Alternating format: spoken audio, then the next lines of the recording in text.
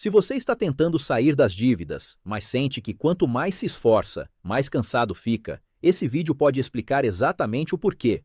Porque muita gente não continua endividada por falta de esforço. Continua porque está tentando sair do jeito errado. E o pior, esse jeito errado é o mais incentivado, o mais elogiado e o mais repetido por aí. Hoje eu vou te mostrar qual é esse caminho errado, porque ele te prende mais ainda, e como virar o jogo com uma estratégia simples e realista. Vamos começar com uma verdade que dói. A maioria das pessoas tenta sair das dívidas na base da pressa e da punição. A pessoa acorda num dia, olha a fatura, olha o saldo, fica com raiva de si mesma e decide: agora eu vou resolver isso de uma vez. Ela entra num modo guerra. E aí ela faz 3 coisas ao mesmo tempo. Corta tudo, tenta pagar o máximo possível e acredita que vai aguentar na força do ódio. Só que dívida não se resolve com intensidade. Dívida se resolve com consistência. O primeiro erro é achar que sair das dívidas é só pagar rápido. Pagar rápido parece certo, parece responsável. Mas se você tenta acelerar sem construir base, você cria um problema novo. Você fica sem margem. Sem margem, qualquer imprevisto vira crise. E quando vira crise, você volta para o cartão, para o parcelamento, para o só esse mês, para o depois eu ajeito. Ou seja, você paga a dívida criando outra. E aí vem aquela sensação de maldição. Não importa o que eu faça, eu nunca saio do lugar. O segundo erro é tentar pagar dívida sem estabilizar o seu mês. Tem gente que decide pagar a dívida e começa a fazer mágica. Atrasa conta, empurra boleto, corta coisa essencial, fica vivendo no sufoco. Por alguns dias você até se sente produtivo financeiramente, porque o valor pago dá uma sensação de vitória. Mas aí chega o resto da vida. O gás acaba, o remédio aparece, o conserto do carro vem, a conta vem diferente. E como você apertou demais, você não tem de onde tirar. Então você escolhe o caminho mais fácil: crédito. Dívida não é só um número, é um ciclo. E ciclo só quebra quando você muda a estrutura, não quando você força o pagamento. O terceiro erro é focar só na dívida e ignorar o vazamento. Muita gente olha para o cartão, para o empréstimo, para as parcelas e acha que o problema está todo ali. Só que, se todo mês você fecha no vermelho, o problema não é apenas o passado. O problema é que o presente continua se repetindo. Você pode até pagar uma dívida grande, mas se o seu orçamento continua desequilibrado, em poucos meses nasce outra. É como esvaziar um balde com um furo. Enquanto o furo estiver lá, você vai cansar e vai achar que a culpa é sua. Mas a culpa não é sua, é a falta de sistema. O quarto erro é usar o sacrifício como estratégia. A pessoa entra numa fase de punição. Agora eu não mereço nada. Corta todo o lazer, corta tudo que dá prazer, corta até pequenas pausas. Só que isso tem prazo de validade, porque ninguém sustenta um plano que transforma a vida em sofrimento permanente. O que acontece depois? Você passa semanas aguentando, e aí vem um dia difícil, e você se recompensa. E essa recompensa vira compra, vira iFood, vira parcelamento, vira cartão. Não porque você é fraco, porque você montou um plano que depende de você ser perfeito. Plano perfeito não existe. O que existe é plano que funciona no seu pior dia. Então qual é o jeito certo? O jeito certo começa com uma pergunta simples: como eu paro de cair de novo? E para parar de cair de novo, você precisa de 3 coisas: previsibilidade, ordem e proteção.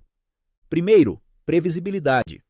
Você precisa saber, com o pé no chão, quanto custa o seu mês básico. Não é orçamento bonito, é sobrevivência. Moradia, comida, transporte, contas essenciais. Esse valor é o seu chão. Sem saber o seu chão, você tenta pagar dívida no escuro e sempre se assusta quando o mês aperta. Segundo, proteção mínima. Antes de acelerar pagamentos, você precisa criar uma margem pequena para imprevistos. Não precisa ser grande, mas precisa existir. Pode ser R$ 20 por semana, pode ser 50 por mês, pode ser o que cabe agora. O objetivo aqui não é ficar rico, é impedir que um problema pequeno vire juros, porque juros é o imposto da falta de margem. Terceiro, Ordem. Muita gente tenta pagar tudo ao mesmo tempo e se perde. O certo é escolher um foco por vez, com critério. Se você tem dívidas com juros muito altos, como cartão e cheque especial, elas normalmente são as primeiras a serem enfrentadas com prioridade. E as dívidas mais tranquilas, com juros menores e parcela fixa, entram num plano paralelo. Você mantém em dia e ataca uma de cada vez. Isso reduz a ansiedade e aumenta a sensação de controle. Agora, deixa eu te dar um exemplo bem real. Imagina que você decide pagar o cartão e corta tudo, e paga um valor enorme esse mês. No mês seguinte, aparece um gasto médico. Se você não tem proteção, você volta para o cartão. Pronto, você rodou em círculo. Agora, se você paga um pouco menos, mas cria uma reserva mínima e deixa seu mês previsível, quando o gasto médico aparecer, você não cria nova dívida. Isso é saída de verdade. E tem um detalhe que quase ninguém fala. Sair das dívidas não é só pagar. É parar de fabricar dívidas sem perceber. E isso acontece quando você organiza o seu antes. Antes de gastar, antes de parcelar, antes de aceitar limite como renda, antes de usar crédito para tapar buraco. Por isso, uma regra prática que ajuda muito é esta. Cartão e parcelamento só entram quando o dinheiro para pagar já existe no seu planejamento. Se não existe, não é compra. É dívida disfarçada. E dívida disfarçada é a que mais prende, porque ela parece inocente. Outro ponto, não tente sair das dívidas vivendo no modo 8 ou 80. O modo 8 ou 80 cria recaída. O que funciona é ritmo sustentável. Você não precisa pagar tudo rápido.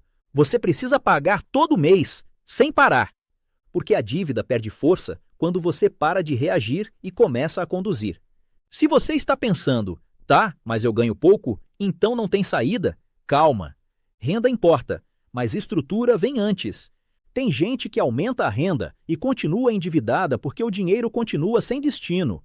Por isso, mesmo que você esteja apertado, o foco é criar um sistema mínimo, separar o essencial, limitar o cartão, escolher um foco de dívida e acompanhar no meio do mês, não só quando estoura. 5 minutos 2 vezes por semana já evita muita surpresa. E mais uma coisa, não confunda renegociar com resolver. Renegociar pode ajudar sim, mas só quando você já sabe qual parcela cabe no seu mês básico. Se você renegocia no impulso, você só troca o tipo de dor. Sai de uma dívida e entra em outra, com prazo maior e sensação de alívio temporário. Se você está nesse processo, guarda isso. Pressa te dá ansiedade, estrutura te dá paz, e paz te dá clareza para tomar decisões melhores. No próximo vídeo, eu vou te mostrar uma coisa que destrava muita gente. Dívida pequena ou grande, por onde começar sem se frustrar, e como escolher a ordem certa para você não se sabotar. Então clica no vídeo que está aparecendo na tela agora e continua comigo, porque uma boa ordem vale mais do que um esforço gigantesco por uma semana.